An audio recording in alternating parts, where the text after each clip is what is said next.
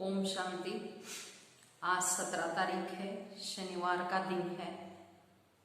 तो आज सारा दिन मैं कर्म बंधन मुक्त आत्मा हूँ, इस स्वमान का अभ्यास करेंगे। खाते पीते उठते बैठते सारा दिन बाप की याद में रहेंगे। कर्म करते भी बाप से बुद्धियों जुटा रहे, इसका पुरुषार्थ करेंगे। तो जितना योग बल बढ़ाएंगे बाबा कहते उतना अपने कर्म बंधनों से मुक्त हो जाएंगे। वैसे भी बाबा कहते हम स्वतंत्र आत्मा है। तो आज लौकिक के अंदर भी घट स्थापना माना, आज से नवरात्रि उत्सव शुरू होने वाला है। तो भक्ति मार्ग में भी देवियों की धूमधाम से पूजा शुरू होती है। विशेष दीपक भी जलाते हैं। तो हम भी आज ज्ञान और योग का घृत डालकर आत्मा रूपी दीपक उजागर कराएंगे, जगाएंगे। तपस्या कर विश्व को भी पावन बनाएंगे, सेवा करेंगे। तो 10 दिन विशेष मौन तपस्या करते रहेंगे। जैसे बाबा ने कल भी मुरली के अंदर कहा हुआ है कि नवरात्रि उत्सव में 9 देवियों का जो गायन है, जैसे बाबा ने कहा कल अम्बा ही लक्ष्मी बनती है, उसको ही काली दुर्गा कहा जाता है। तो इसका भी कॉन्ट्रास्ट हम बच्चों को बताना है। अम्बा कौन है? तो वो ब्राह्मणी है। और बाबा कहते हैं लक्ष्मी जगत की महारानी है। तो ये सबको समझाना है। अम्बा को ही सरस्वती कहते हैं। ये सरस्वती ब्रह्मा की बेटी है और यही जाकर विश्व की महारानी लक्ष्मी बनती है। तो इसका रहस्य भी बाबा कहते समझाना है। तो ऐसे अभी नवरात्रि के दिन चालू है। तो हम भी 10 दिन तपस्या करके विकारों पर जीत पहनेंगे। तो आज का प्यारे बाबा का महावाक्य है। बाबा कहते मीठे बच्चे, तुम्हें एक एक को परिस्तानी बनना है। तो तुम हो सबका कल्याण करने वाले। तुम्हारा कर्तव्य है गरीबों को साहूकार बनाना। तो बाबा कहते हमको परिस्तानी माना स्वर्गवासी बनना है, तो सबका कल्याण करना है।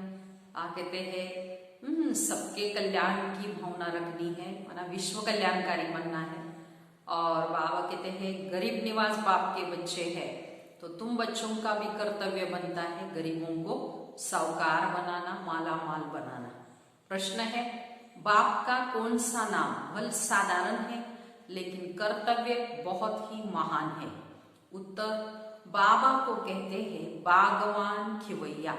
ये नाम कितना साधारण है लेकिन डूबने वाले को पार ले जाना ये कितना महान कर्तव्य है। तो जैसे तैरने वाले तैराक एक डोंगा हाथ में हाथ दे पार ले जाते हैं, ऐसे बाप का हाथ मिलने से तुम भी स्वर्गवासी बन जाते हो। तो अब तुम भी मास्टर खिवैया हो, तो तुम हर एक की नैया को पार लगाने का रास्ता बताते हो। तो बाबा को बागवान खिवैया भी कहते हैं। हम बच्चे भी मास्टर बागवान खिवैया है। तो बाबा ने इस पार से उस पार जाने का रास्ता हम बच्चों को भी बताना है। नरकवासी से हर एक को स्वर्गवासी बनाना है। ओम शांति। याद में तो बच्चे बैठे ही होंगे, अपने को आत्मा समझना है। देह भी है ही, ऐसे नहीं कि बिगर देह बैठे, परंतु बाबा कहते हैं देह अभिमान छोड़ आत्म अभिमानी बनकर बैठो, माना देही अभिमानी बनो। तो देही अभिमानी है शुद्ध और देह अभिमान है अशुद्ध। तो तुम जानते हो देही अभिमानी बनने से हम शुद्ध और पवित्र बन रहे हैं, देह अभिमानी बनने से अशुद्ध बनते हैं। तो अभी पतित है, फिर से पावन दुनिया में जरूर जाना है। तो सृष्टि का चक्र फिरेगा। जो इस सृष्टि को या सृष्टि चक्र को जानते हैं उनको कहा जाता है स्वदर्शन चक्रधारी। तो तुम हर एक स्वदर्शन चक्रधारी हो। स्वात्मा को सृष्टि चक्र का ज्ञान मिला हुआ है। ज्ञान किसने दिया? तो जरूर वो भी स्वदर्शन चक्रधारी होगा। सिवाय बाप के दूसरा कोई भी मनुष्य इस ज्ञान को सिखला न सके। तो बाप सुप्रीम रूह ही बच्चों को सिखाते हैं। कहते बच्चे तुम देही अभिमानी बनो। सतयुग में ये ज्ञान अथवा शिक्षा देने की दरकार ही नहीं होगी। तो न वहाँ भक्ति है, ज्ञान से वर्षा मिलता है, बाप श्रीमत देते हैं, ऐसे तुम श्रेष्ठ बनेंगे।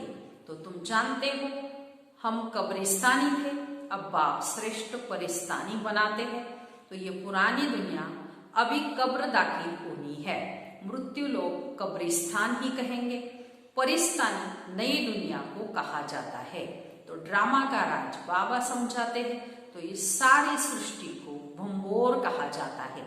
तो बाबा ने समझाया है कि सारी सृष्टि पर इस समय रावण का राज्य है।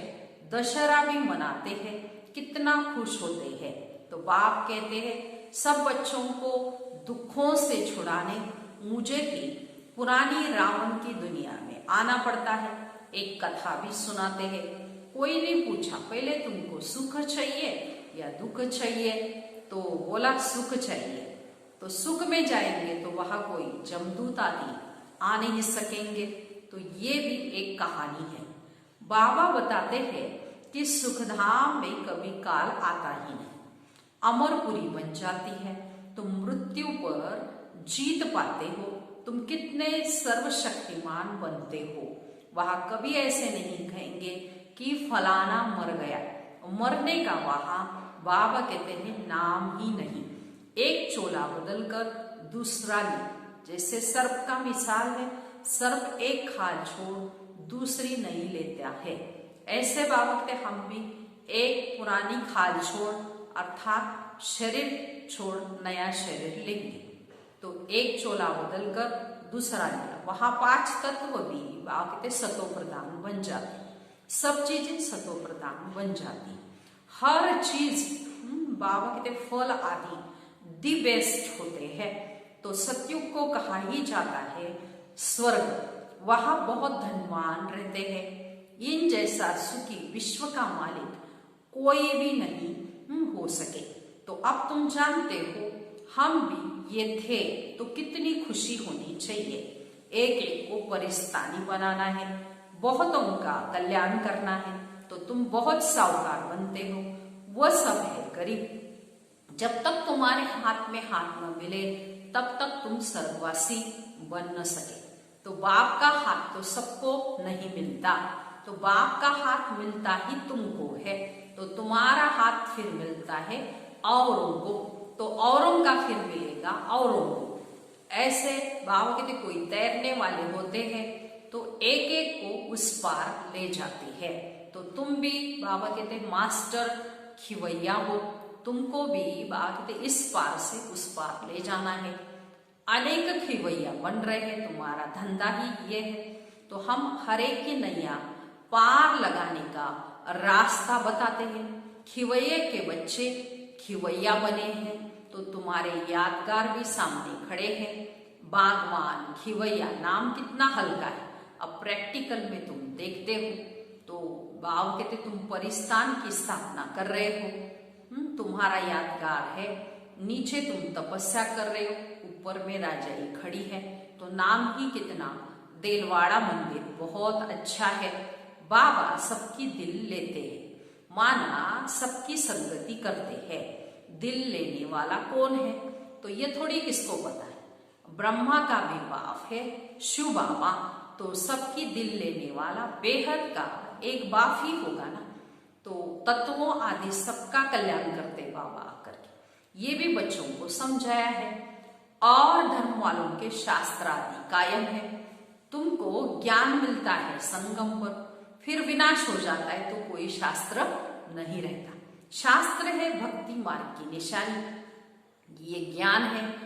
फर्क देखना है, भक्ति अतः देवियों आदि की पूजा वे कितना खर्चा करते हैं। माना बाबा कहते हैं वो गुड़ियों की पूजा है, जिसको ब्लाइंड फेथ कहते हैं। खिला पिला के बाबा कहते हैं फिर पानी में डुबो देते, इसको ही ब्लाइंड फेथ कहा जाता है। तो बाबा कहते हैं जिसकी पूजा करते हैं उसकी पूरी बायोग्राफी को भी जानना जरूरी है।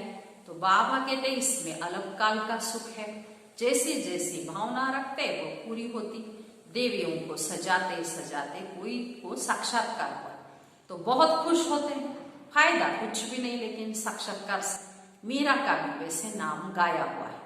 तो भक्तमाला है ना, फीमेल में मीरा का गायन है, मेल में नारद शिरोमणि भगत मानते हैं। तो तुम बच्चों में भी नंबरवार है, माला के दाने तो बहुत है, ऊपर में बाबा फूल है, फिर है युगल मेरू। फूल को सब नमस्ते करते हैं, एक एक दाने को नमस्ते करते हैं।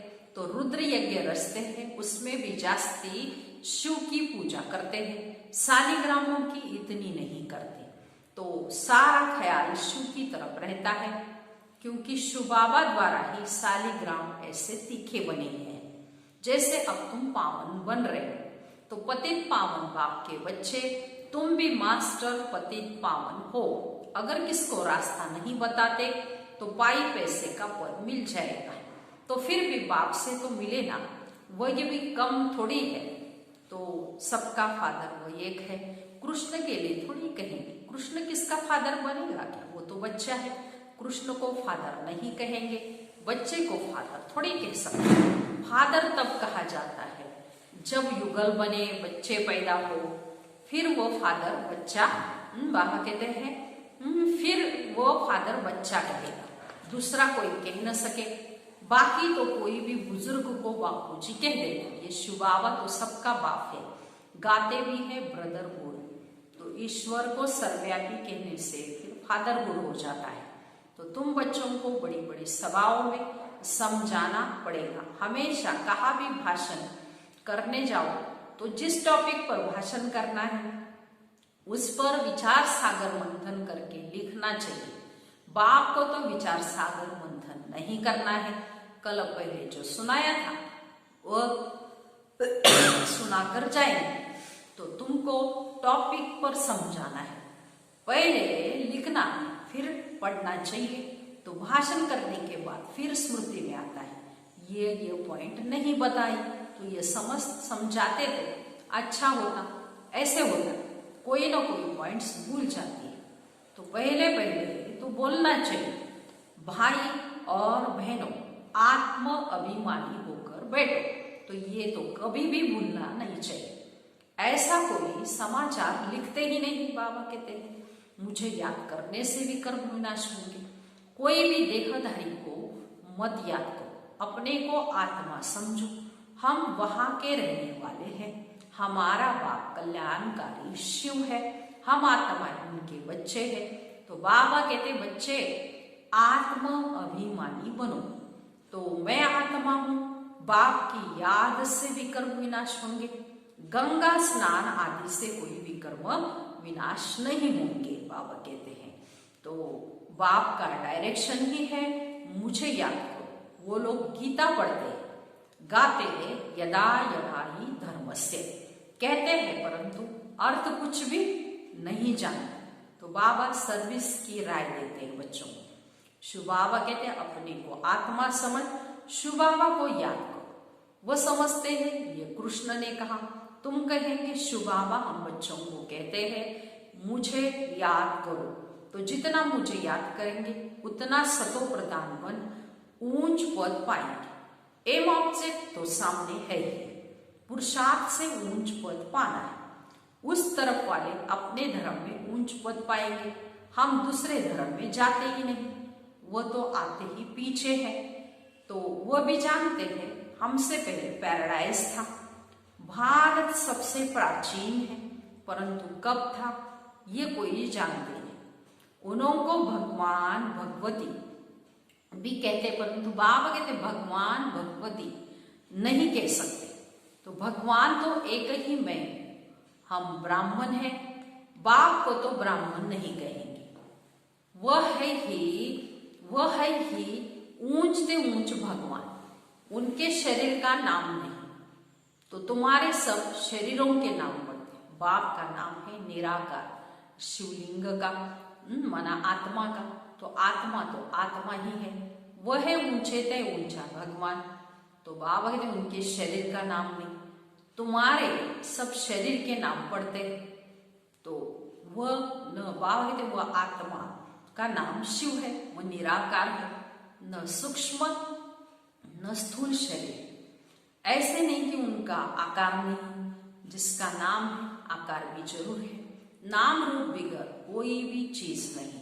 परमात्मा बाप को नाम रूप से न्यारा कहना कितना बड़ा अज्ञान है।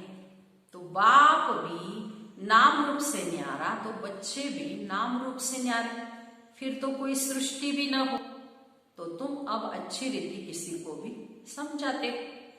गुरु लोग पिछाड़ी में समझे, अभी उन्हों की बादशाही है, तो तुम अभी डबल अहिंसक बनते हो। अहिंसा पर देवी देवता धर्म डबल अहिंसक गाया हुआ है। किसको हाथ लगाना, दुख देना, बाबा कहते ये भी हिंसा हो गई। तो बाबा रोज रोज समझाते बच्चों को कि मनसा वाचा कर्मणा, किसी को भी दुख नहीं देना है।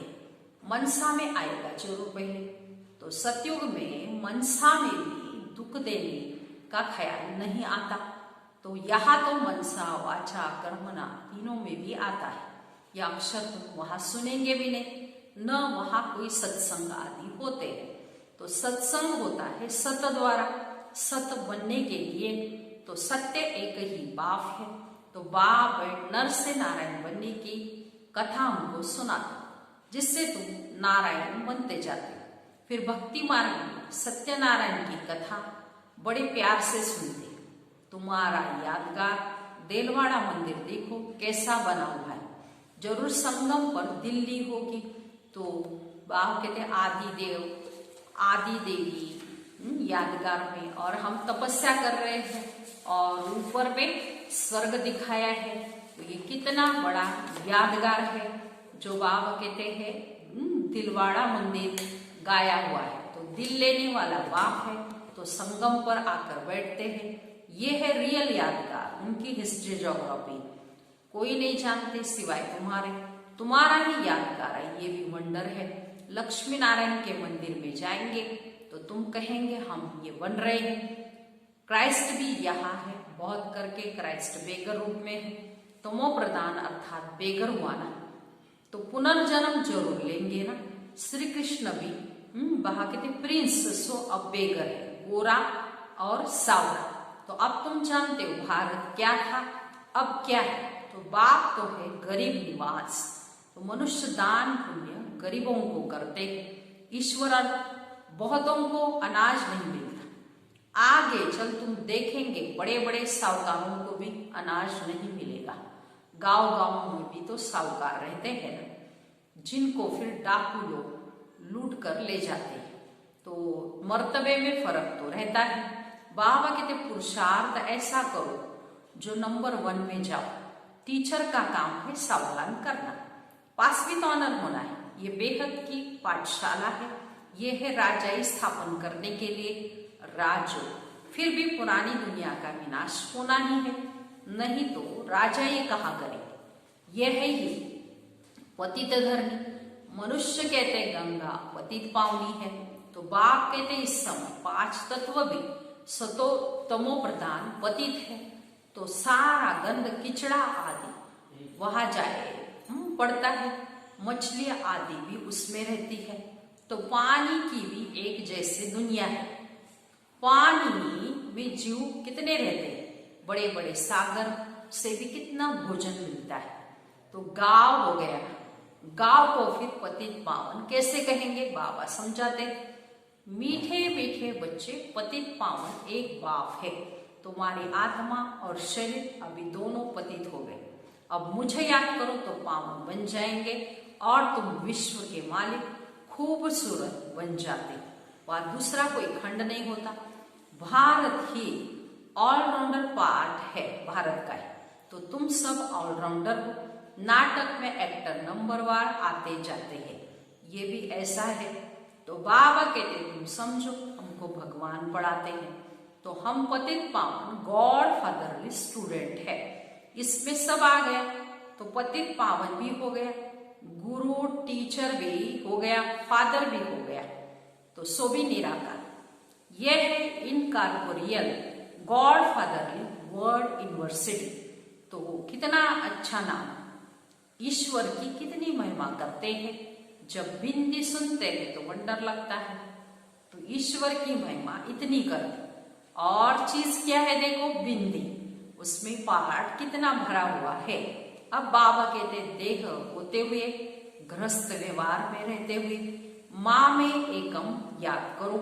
भक्ति मार्ग में जो नवधा भक्ति करते हैं उसको कहा जाता है सतो प्रदान नवधा भक्ति। माना एकदम तेज होती है बाबा की। तो कितनी तेज भक्ति होती है। अब फिर तेज रफ्तार चाहिए हमारी याद की यात्रा की।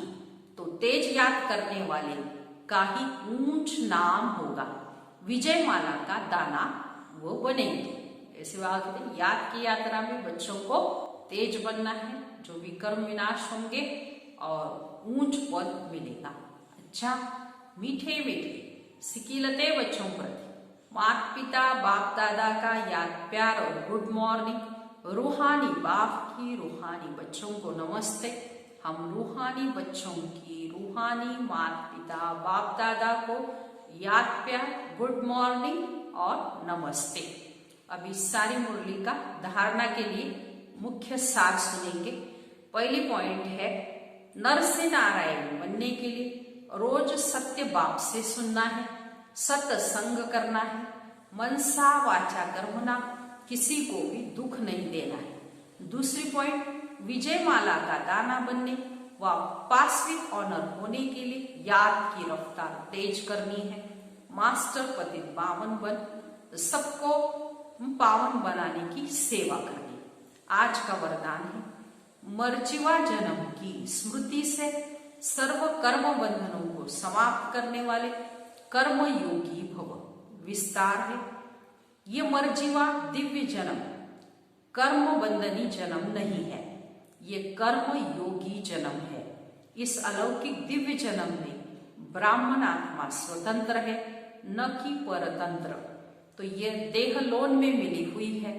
सारे विश्व की सेवा के लिए पुराने शरीरों में बाप शक्ति भर भर कर चला रहे हैं। जिम्मेवारी बाप की है, न कि आपकी। तो बाप ने डायरेक्शन दिया है कि कर्म करो, आप स्वतंत्र हो, चलाने वाला चला रहा है। इसी विशेष धारणा से कर्म बंधनों को समाप्त कर कर्म योगी बनो। ऐसे सारा दिन अभ्यास करेंगे। मैं कर्म बंधन मुक्त कर्म योगी आत्मा हूँ। ऐसे सारा दिन बाप की याद में कर्म करते, बाबा कहते खाते पीते उठते बैठते याद में रहेंगे।